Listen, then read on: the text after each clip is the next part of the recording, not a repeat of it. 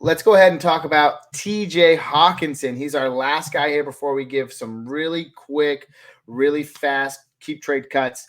But T.J Hockenson finished as the tight end 16 last year. That was a real big bust in terms of where you were drafting him. He's currently the sixth tight end off the board right now. That's right in the middle of the seventh round. My personal ranking, I have him at eighth, so not too far off. Nathan, you have him kind of right where he's going, seventh, because he's the number one target currently.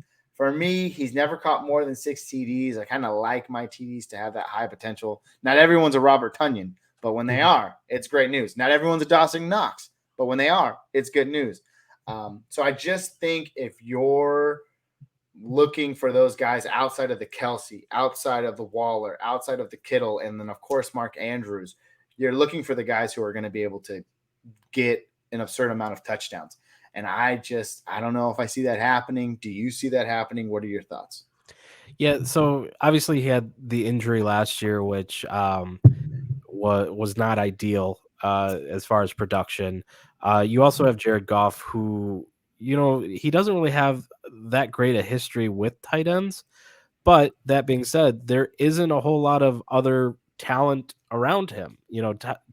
Hawkinson is generally speaking the best hands on the team right now, and so I think Dan Campbell's he definitely knows that, and he's going to make sure Hawkinson is getting those targets, and for that reason, I like him.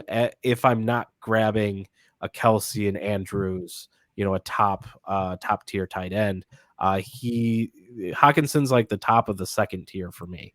Which would put him at that like 7th spot, which allows me strategically to get other players and kind of wait on tight end, and then especially in like tight end premium leagues where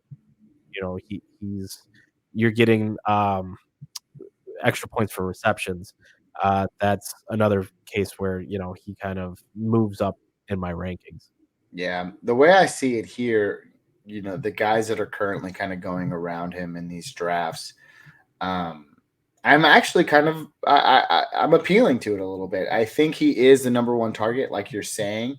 Whereas these other guys that are kind of going in that vicinity, the Allen Robinsons, the Gabriel Davis, if you went zero RB and you're still going after Damian Harris, which I think that is, I don't know, that doesn't look incorrect. NFC doesn't always get it right, but that's an option there where it feels like you have a really safe floor compared to some of the other guys that are around him, even Hunter Renfrow and Brandon Cooks going slightly before him.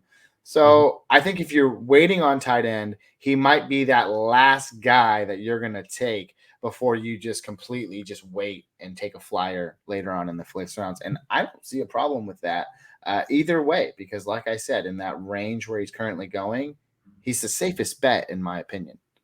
Yeah. So.